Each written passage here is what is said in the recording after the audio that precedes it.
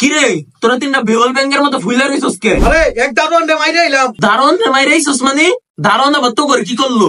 আরে আমরা তিনজন এক বাইতে যাইতেছিলাম, এক ধারণা করে রাস্তার ভিতরে দাঁড়া করে জিজ্ঞাসা করে যে আমরা তিনজন এক বাইতে গে। আমরা তিনজন এক বাইকে গেল লিখে এই কৈফত কি আমরা ধারণা দিব নাকি? এর লিখে হালার পুত্র আমরা তিনজন মিলে ধইরা দিছি ভাই। যাই হোক অসহায় মানুষটা তো এমনি করে মারা ঠিক হয় নাই।